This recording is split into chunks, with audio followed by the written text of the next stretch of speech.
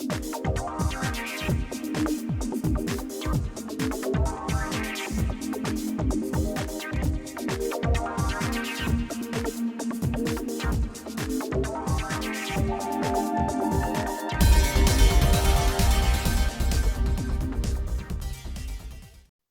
to the vaccination station. My name is Dave, and today I'm speaking with Stefy.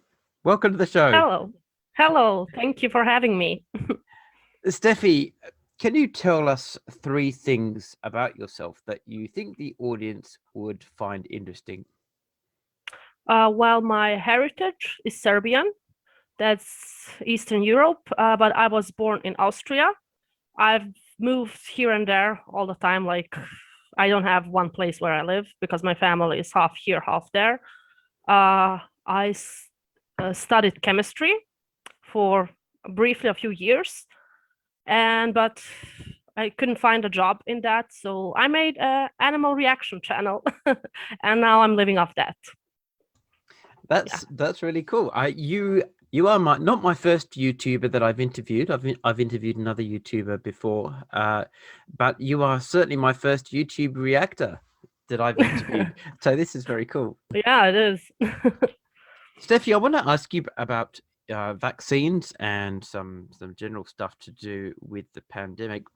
Firstly, are you vaccinated? Were you vaccinated as a child?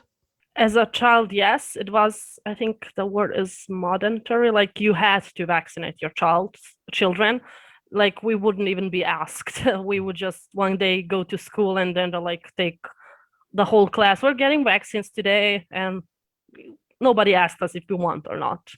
But right now, no, I'm not vaccinated yet. Oh, okay. You mean you're not vaccinated for COVID-19 yet? No, not yet. Yeah, same in my country. I'm not old enough yet. I'm not in that risk category. So vaccines were mandatory at school, and you received vaccines at school. Tell me about that. Well, the first, I don't know. I don't even know what kind of vaccines I got, to be honest. Like, I don't even think that's written anywhere. Like, even my mom didn't know. She was telling a few days ago, like, oh, I didn't vaccinate my children when they were kids, and me and my brother look at her. Nobody asked us. They did vaccinate us, like in school. They didn't even ask you. Like, they just took us like 3 times I went to school for 8 years, like the first school, and we were vaccinated like 3 times during those 8 years. But nobody asked us if we want to. They didn't even ask the parents. It was just known that children had to be vaccinated, and it was, if you want to go to school, you had to have the vaccine. What do you know about how vaccines work? Well, depending on their like different kind of vaccines, like there's a one that work on protein based. There's some that work like sorry, my English is like not that good for that. Where they put like the dead vaccine inside a body, and then it creates antibodies. And yeah, generally, like I'm pro-vaxxer. Like I said, I studied a bit of chemistry, and we had that also covered like a tiny bit. I was not that kind of chemist, but still. So yeah, that's how I understand vaccines. They put the virus, like a form of virus, into you, and then you just create antibodies. It's not much different than when you get the virus a natural way, and then you just make immunity to it. Yeah, that's exactly it. That is a really terrific answer. And the average person on the street, I don't think would have been able to go into so much detail as you did there. I can definitely see your chemistry education coming through. And yes, you're definitely right about the protein. So the great thing about the new mRNA vaccines is that they don't require any part of the virus to be put into your body, whether a live virus or an inactivated virus. The vaccine basically gives the body a blueprint that teaches it how to create the protein, and then the body creates the protein and says, okay, well, now I know to look out for these things, and then that's it, it's all done. And that's also why it has to be done twice, because it might not recognize it the first time. They will like, that's a danger, but we'll see. And then the second time, oh, there it is again. let's now create the antibodies against it. That's why, especially like the COVID vaccine, that's why it's like in 2 doses, as far as I know. Yeah, that's absolutely correct. Wow, this is really cool. So you're pro-vax, you support vaccines, you were vaccinated as a child. Is there much of an anti-vaccine movement in your country? Sorry, you're living in Serbia? Yeah, right now right now I'm in Austria visiting my family, but I'm going back in 2 days to Serbia. But yes, there are a lot of anti-vaxxers in Serbia, but that's mostly because back in the days there was like a lot of wars on Balkan, and they did not get, like back in the 90s, I think, the vaccines they did get were not that good, and it's mostly the older generation that are against it, which I kind of understand because they had really had bad experience with it. They were not like the best vaccines that our countries got because of poverty, because of being poor as a country. They couldn't afford like the best ones. So there are a lot of children died because of vaccines, a lot of disease happened, which is understandable, but people don't understand nowadays that it's better. Medicine changed, the technology changed, we're not that poor anymore. The government can afford the better ones, but it's understandable where the thinking is coming from.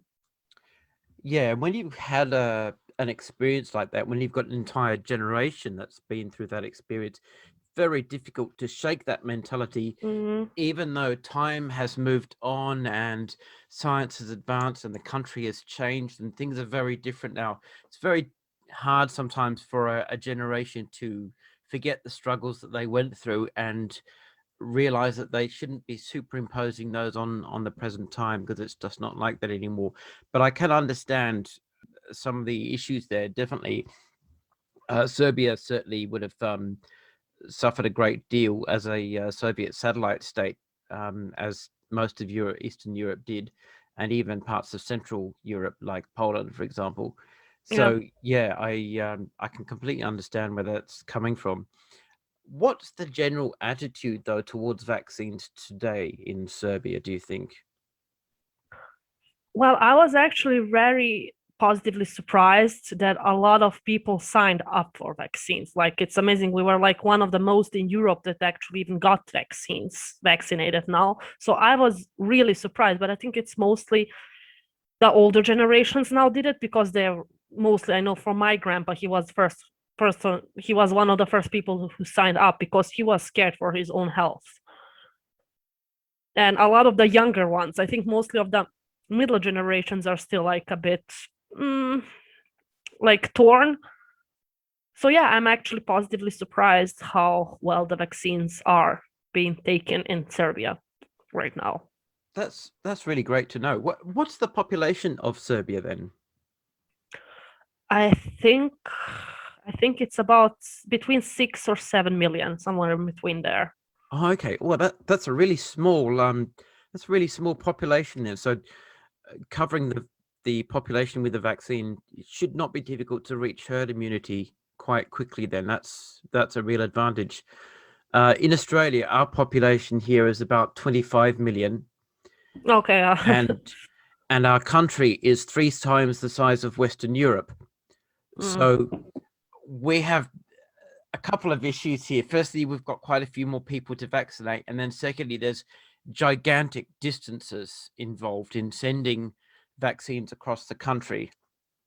So, for example, I was born and raised in Perth, which is the capital of Western Australia, and Perth is the most isolated capital city in the world. The next closest capital city to Perth is Adelaide, where I live now, and Adelaide is about 2,600 kilometers away. Okay. So the distances involved here in Australia do present some challenges to vaccine distribution, especially since we've got an indigenous population as well. And many people in the indigenous population still live in the outback, very far away, where it's Okay. difficult to get resources and various essential supplies. So getting the vaccines to where they need it can be a bit of a challenge. But we're getting there. A vaccine rollout hasn't been great, but it's getting much better. So what the government here has done is prioritized the at-risk categories. So Indigenous population is at the top of the list, along with older people and frontline workers. And then gradually they start to vaccinate more groups on the basis of priority and need. And I imagine that the same sort of thing is being done in Serbia as well. Yeah, yeah. First it was like the workers, like medical workers and military. First they got the vaccines, and then older groups over 65 years old, I think. And then the one under, even, I mean, already some of my friends already got their vaccines. Like, it's been our president got a lot of them. Like at once, he got one of the bigger doses in Europe, even though we're not that big. Yeah, that's a bit like more politically why he did it, because a lot of other people are now coming to Serbia to vaccinate themselves, which is also like a bit of a gray area to talk about, because a lot of people, everybody else who comes to Serbia to get the vaccine, they have to pay for it. We are getting it for free, so we also think the president did it to get a bit the money into the budget too. So when the pandemic hit, what did the government do? What was the government's immediate response when things began to be serious and it became very clear to world governments that this wasn't going to go away? It wasn't like a 2-3 week, maybe 4-month thing. It was going to be a serious, dangerous worldwide pandemic. It was terrible. In Serbia, it was terrible. Like, first, okay, everybody got, like the rest of the world, everybody got scared. And then, of course, we went into immediate lockdown, but not completely. First, it was after 8 o'clock, you're not allowed outside. Then, after a week, oh, the numbers are too high. Let's get till 5 o'clock. After 5 o'clock until 5 in the morning, nobody allowed outside. Then they put it down to 3 o'clock, then 12 o'clock. And then it was like weekends completely not allowed to go anywhere. We were all like following that. Like, it was at first everything was okay. The president was like, we have enough respirators, like we are well prepared. But the problem is the pandemic hit while it was election time. Like that year, 2020 was election time. Yeah, you can think what it was. The numbers, like a few weeks before the election, oh, we are so good. Like the numbers are so low. We're opening everything, concerts. It was like a bit before summer. He wanted to get the votes. And he was like, we have enough respirators. We are well prepared. The first wave hit us hard, but the second we are prepared. You can go vote. You can go this and then. Immediately after elections, the numbers are too high. We have to close everything. He was voted again, of course. Nobody wanted him before that because he was not a good president. But yeah, so that I think the pandemic and the lockdown helped him a lot. He bought like votes. It's insane. Just because he gave us like a few weeks, oh, everything is okay, we're prepared. You can go vote, no problem. You can go in masses, even, like, you know what mask? We don't need masks. Like, who needs that? So yeah, that's how, at least the first part. And then after that, there was like big demonstrations because of that in Serbia. They were like setting cars on fire in front of the parliament and everything. Yeah, it was mostly students because everybody was furious. It was in the main city, Belgrade. I even was traveling there and I was the air, I don't know how you call it, like tear gas. You could feel tear gas everywhere in the air. There were like, people were furious. Nobody was furious about the lockdowns, but how they manipulated about us. Like one day you say everything's fine, and right after election, you close us up again. Like, what's the deal? So the summer was a bit of a dramatic in Serbia, summer 2020. Well, it sounds like your experience has been a lot more exciting than mine. As Australia locked down early and hard, and then we've maintained lockdowns on an as-needed basis. So because Australia is divided into different states and each state has its own government, the state governments have been able to introduce their own regulations, and they've also closed their borders to each other at various times so that we can reduce the chance of spread. And that's been very useful because it means you can't just sort of wander into another state without being checked at the border, and then Austria did the inadvertently same start a fresh here. outbreak. Yeah. So we've handled it pretty well. We've had about, I think, 912 deaths overall in a population of 25 million. So we're doing pretty well. We've got the virus under control, and anytime there's a small outbreak, it's traced very quickly because we've got a good tracing network. And the government, the state government, normally imposes a quick lockdown to make sure that we can catch it and stop it spreading any further. The government also banned international travel except for essential purposes, and it's very difficult to get an exemption for that unless your job requires it, or maybe you're obviously a politician or some high level business person, that kind of thing. So international travel has been in lockdown as well ever since, I think, maybe March or April last year. So it's been really, really hard. And that's been very tough. There's been quite a few complaints, obviously, about, the lockdown measures. And we haven't actually got to the stage of burning cars, though. And in some places, occasionally, some states have mandated mask wearing on an as needed basis. But for the most part, it's been really good. Everyone is sort of doing social distancing, contact tracing, and just generally getting on with life as best we can while trying to obey the rules. So it's been pretty good, and we're doing very well. And if we can fix up our vaccine rollout so that actually starts to work a bit more efficiently, then we'll be looking very good by the end of the year. So that's been our experience. Yours sounds a lot more political and a lot more exciting as a result of that. We've had a lot more cooperation at the political level here in Australia, so that's been very helpful. How has the pandemic impacted you personally then? Because if you travel between Serbia and Austria for family reasons, what restrictions have been introduced that might make that more difficult for you? Well, I didn't see my family for a whole year almost because of that. Yeah, like I saw them December 2019, and then almost a year, a bit less, but yeah. And I'm used to like traveling here and there to them, especially. I also had like a long, which is like the worst thing that affected me is on the end of 2019, I got into a long distance relationship right before everything started. So that was, we even broke up because of that. We managed a year and a half, but it was unbearable. He lived in Sweden, and Sweden had almost zero restrictions inside of the country. They only had like the borders closed. But the bad thing was it was open for European Union, but not for Serbia because we are not part of the European Union, even though we are part of Europe. So I couldn't travel to see him at all. So yeah, it affected my love life, it affected my family life, and it affected my friends' life too, because all of my friends are also mostly in Austria, sorry. So I spend a lot of the time alone with like a handful of people only.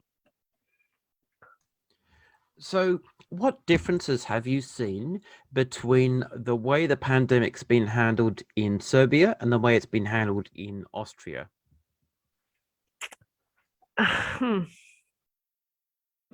Difficult question. It's Serbia, right? Like right now, when I look back, it was a bit more on the lower side. It wasn't like that strict. It was on the beginning, and a bit like I said after the election, but like in autumn and fall, it started like everything opened, but like only for like a specific time until 8 or until 10 o'clock. It was varying. While in Austria, everything's been closed since October or September last year. Like it was closed and a bit open for summer, then they closed everything again. And it's like after 8 o'clock, you're not allowed outside. You need like a super reason why you're outside. You have to wear masks everywhere, even like not any kind of mask, only specific masks are allowed. You're not allowed to like meet really with friends that much.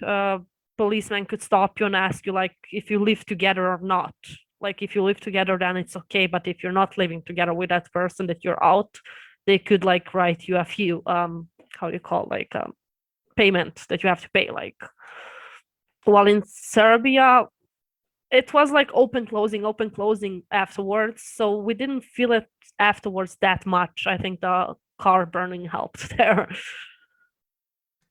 But yeah, So especially because, but it was easier for me because well, I was in Serbia, I'm on the countryside.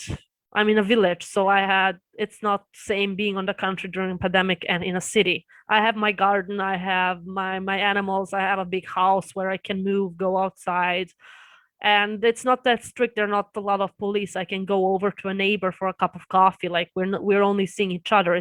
We're not putting anybody at risk because it's a small community. Like everybody know what is going anywhere. And I think for the people in the city in Serbia was much harder, especially like closed in four walls. It can be quite depressing.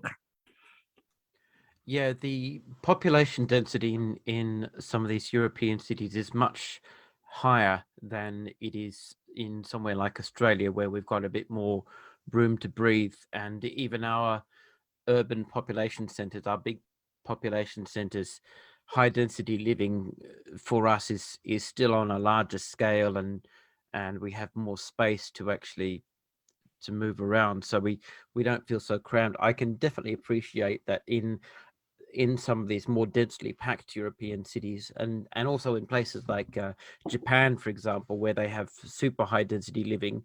It can be absolutely maddening to be stuck inside for so Yeah. long with very little prospect of being able to get out and just live a normal life.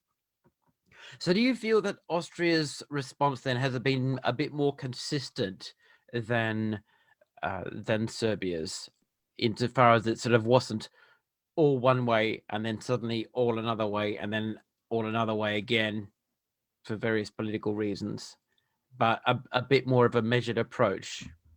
Yeah, like especially because I know a lot of people even here like did go on protests and everything, but peaceful protests, not like in Serbia.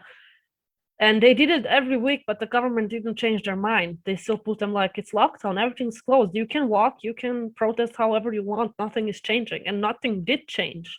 They're now talking about something on I think May 19 to open everything, but only to be like for people with a green pass. That's like if you're either vaccinated or you have a test with you, like a negative test, that you can go inside of coffee shops and or restaurants or something. But they keep moving that. They promised it back in January, I think, and they just keep moving it every time. Like in the next 2 weeks, in the next 2 weeks, in the next 2 weeks. I think that's how they're keeping like people a bit calmer because they keep promising, and that's why a lot of people protest, but it's not changing. They will. I wouldn't be surprised to hear from my brother because he lives here that he says they moved it again for 2 weeks because they just keep doing that. Empty promises.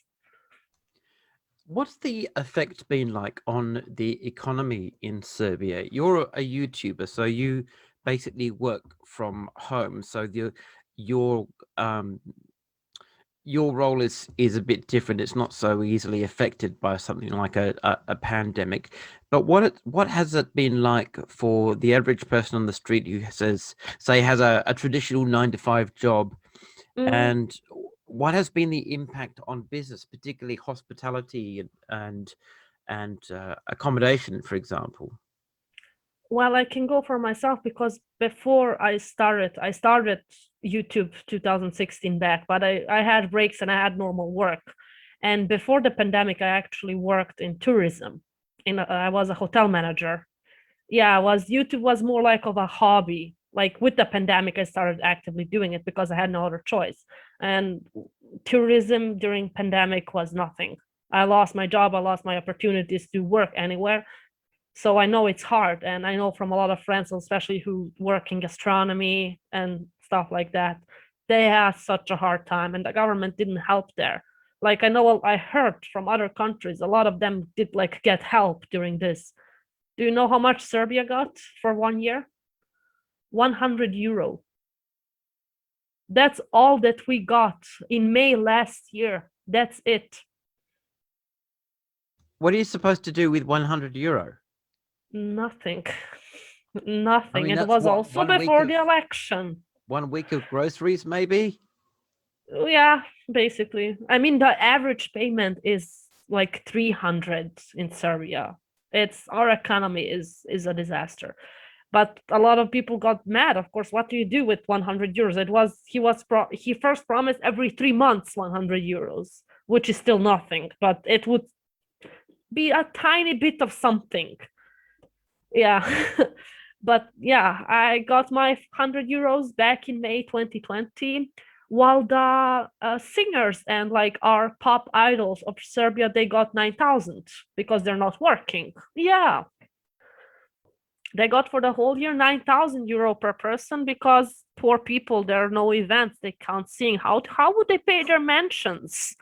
Like, oh my god, they need help. Well, yeah, the Yeah. Australian government has been very supportive. So, although yeah, our economy has taken a hit, particularly in the usual areas you'd expect: tourism, hospitality, accommodation, we have fared quite a bit better, and we're still in a real estate boom. So there's a lot of construction going on. So there are ongoing industries that are still really roaring, and there's plenty of money going through the economy. I think our unemployment rate has gone up a bit, as you'd expect. And yeah, some of these industries have taken a big hit, but other industries are still strong enough to keep the economy going. So we haven't slumped into recession or anything. And that's been really helpful. Plus, say, the careful management of the pandemic obviously has contributed a lot to that. The government's trying to minimize the impact on businesses. It has offered a lot of generous financial support to businesses and families and individuals. So that's been very helpful as well. But I think as that money winds down, because it can't continue forever, all eyes are going to be on the government to see how well the vaccine rollout goes, and if a lot more things can sort of be loosened up, and then life can get back to normal again. I know the tourism industry is hurting really badly at the moment because of the lockdowns between states, and of course the international travel ban. So that's really rough. So what about Austria then? How have you found Austria in terms of economic support for the people? That I really can't tell. That I don't know what Austria did. Like, I'm not their citizen. I'm here as a tourist. I know that my brother, he also works at a hotel. He didn't get, like, at least he just got like less payments. He still works there, even the hotel is not like open because he's a manager. So he still has paperwork, but at least he has a job still. While a lot of his colleagues got not fired, but like on pause, on break until the hotels reopens again normally. But for government help, I really don't know that information. I don't know how they did it here. With regard to the vaccine rollout, does Serbia have the capacity to manufacture vaccines locally, or did it simply buy them from other countries? They bought them. They bought vaccines. We do have like pharmacy, like fabrics, like we have a pharmacy industry, but I don't think that we are that well into making new stuff. Like, we mostly get the biggest one, Hemopharm. It got bought by a German, and I think they're sending their recipes to us, and then we produce. But I don't think we have the capacity to make our own. We Yeah. mostly bought all the vaccines. Australia started developing a vaccine last year, and it was going well, but we had to stop development because during clinical trials, they were getting false positives for HIV for some reason. Okay. So that that meant that the vaccine simply wasn't a viable option at that stage, and they had to abandon that research.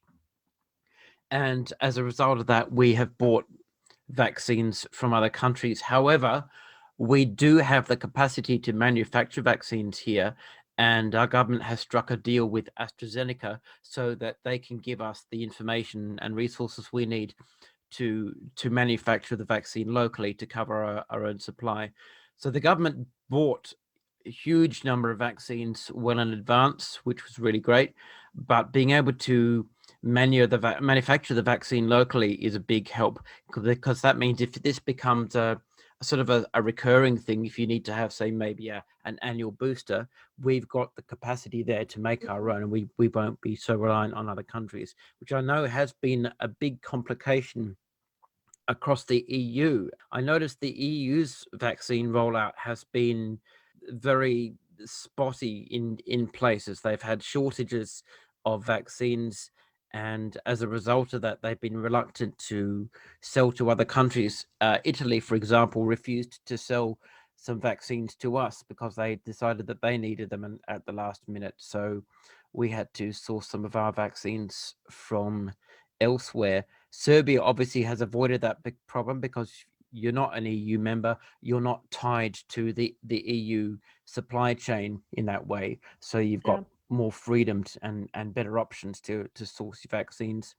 The UK is no longer in the EU. They've been able to do a bit better. Plus, they already had manufacturing capacity. The AstraZeneca vaccine was produced in the UK anyway, as I understand it. So they're in a much better position. But across the EU, it has been a very awkward rollout in various countries because of short supply. So I was wondering how that was affecting Austria at the moment.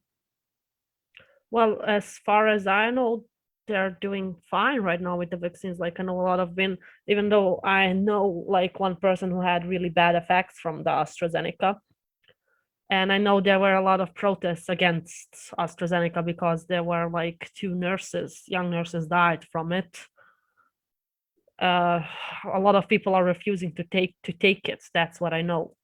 But I know they have like a variation. They have the Moderna, they have the Pfizer, they have the Johnson and Johnson, I think too.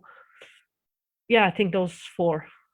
And I know that they were like also protesting because they made you sign that you had to take AstraZeneca, even though people refused, they didn't want it. And it was like a huge scandal that some people got AstraZeneca, even though they signed for some other ones. But as shortages, I don't think there was any. I just know that people refused to even take it, especially because the first round of people had like very bad like effects after it, which if like I remember when I was a child, when I got a vaccine, I would have like high temperature for a few days. That was normal back in the days. Now people don't want that. I think that's the problem mostly. But as shortages, no, I don't think there was any. In Australia, we're using the AstraZeneca, and that was actually going to be the main vaccine that we used. And then when the blood clot issue arose and questions began to be asked about how closely linked the vaccine is to these blood clots, whether it's a causal relationship or merely a correlation, the government decided to pause the AstraZeneca rollout and limit it to the over 50s. So anyone over 50 now in Australia will get the AstraZeneca. Whereas if you are under 50, you will get the Pfizer vaccine. So that's what they're going to now be rolling out for the under 50s, which is my age group. I'm 48. So that's made a lot of people happy because of a lot of concern that was raised in the media and in the public mind about how dangerous the AstraZeneca is and whether or not these blood clots are a big issue. At the moment, although I'm aware of deaths that have been linked to the AstraZeneca vaccine with regard to sort of a correlation between when the vaccine was given and when the death had actually occurred. I'm not aware at the moment of any hard scientific evidence that conclusively proves the vaccine had caused the deaths. I Um, think there was something here. It was, I think, on the news that some German some German scientific linked it with AstraZeneca. Oh, First, it was okay. also Yep. here, no, no, no, and then it was somewhere in the news that it was proven. Yes, I'm not 100% sure, but I know I read it somewhere. It was Yeah, either the news or the newspaper. I do remember that. And a little while later, the scientist who'd sort of made the discovery about the link said, I want to clarify that at the moment we don't have a causal relationship. We do have Okay. a correlation, but not a causal relationship. So that's why they're trying to be a bit more careful. But out of caution, they are pausing the AstraZeneca. I know a couple of countries have paused it. I think Denmark has stopped it completely, for example. Across the EU, I think about 20 countries have variously paused it or switched to a different vaccine. There's been similar concerns raised about the Johnson and Johnson vaccine in America, and they paused the Johnson vaccine, and they have now started rolling it out again after checking the details of various incidents and deciding that it's not a causal relationship.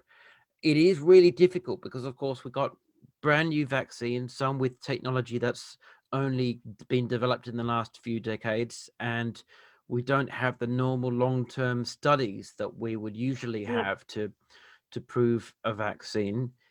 Nor do we have the situation that we do with the flu vaccine, where every year we can build on the previous vaccine and we can anticipate that the new flu strains coming in and simply tweak it to address those. It's not the same.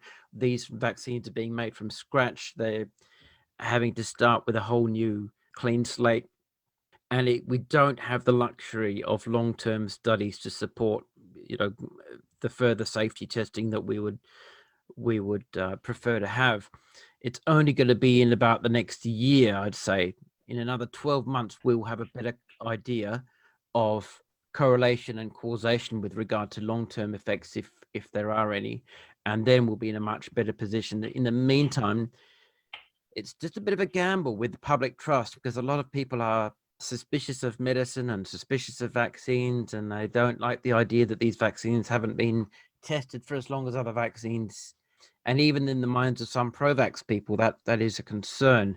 So we just have to sit tight and just go carefully, pause rollouts when we have to, and err on the side of caution, and just hopefully, as the rollouts continue, we'll get that data in. But now, the last time I checked, nearly 1 billion COVID vaccines had been issued and administered across the world. That's about 1/7 of the global population, which is actually a pretty huge number. So we're well past the stage where anyone can say, oh, well, you're effectively the research, aren't you, if you're taking the vaccine now? Nobody's the research at this stage. We've got about, Yeah.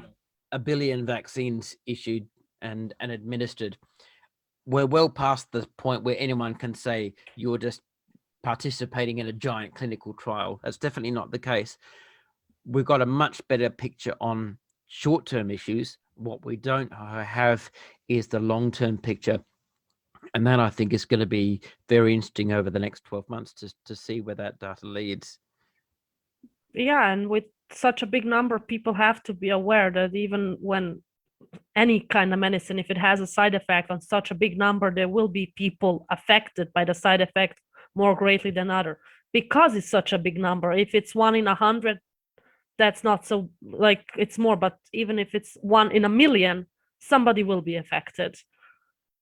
Like, people are not aware of that.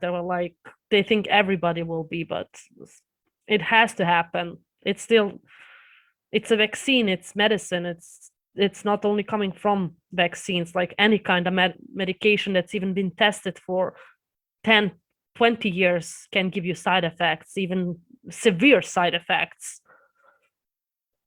Yeah, that's a very good point, because obviously the larger the numbers of people vaccinated, the larger the greater the chance that we will see more reactions. But when Yeah. you look at the big picture, when you look at the percentage of people who were vaccinated and had a reaction or a bad reaction, then you look at that against the total number of people who've been Yeah. vaccinated, you begin to realize, well, that the numbers are actually very, very small. And then again, when we say reaction, what are we talking about? A minor reaction like a sore arm, bit of swelling, or maybe a temporary fever? Or are we talking about a little more severe reaction, maybe some exhaustion and some aches and pains for about a week? Or maybe we're talking about a severe reaction like anaphylaxis, for example. But Mm. those ones, the severe reactions, are incredibly small in numbers in terms of the bigger picture. I know in the US, for example, the last time I looked at the numbers, the percentage of severe reactions was something like 0.0016%. So they've administered over 200 million vaccines now, and to have the number of severe reactions represented in such a tiny figure is extremely encouraging. That gives us some good solid data for for short term and medium term, and hopefully if that continues in the long term, then confidence in these vaccines will grow. Australia has a very good record with vaccination. We reached a milestone about a year or two ago where 95% of children are now fully vaccinated, and that's a new benchmark for us. We haven't reached that before, and that's largely because there's good trust in government here and good trust in vaccines, and the anti-vaxxer movement here is absolutely tiny. They've got virtually no influence at all. Hardly anyone takes them seriously. But I do know in countries like America, they do have a bit more noise. They've got more money behind them, and they're a lot more active and influential. So it'll be interesting to see how that plays out and whether or not the Americans can reach herd immunity within the time frame they're aiming for. And of course, we're going to have to wait and see how long the immunity lasts and whether or not we need annual boosters, which I think will probably be the case at this stage.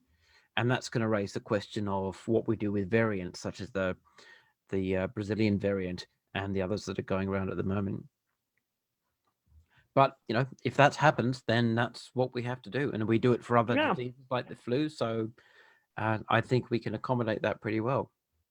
Yeah. For me, it's a bit different because of the vaccines, because we have in Serbia a bit of different kind of vaccines than European Union. And I'm just afraid that if I get the one that I have available in Serbia, I won't be able to get a green pass for specifically Austria. Because we had on the beginning, we had the Russian one, the Sputnik, and we had the Chinese one. And in my county, I had available only the Chinese one, and that one is not accepted in Austria. So that's one of the other reasons why I'm still waiting to see what more vaccines will we get in Serbia. Will we get them? And it will be a problem because I would have to travel to a completely different county, get there, like registered and everything to be even able to get a different kind of vaccine. So that's of a kind of different problem for me. Like I want to be back. I wanted to get a vaccine before I got now to Austria to visit my family so that I don't have to get tested, not to get into quarantine and that.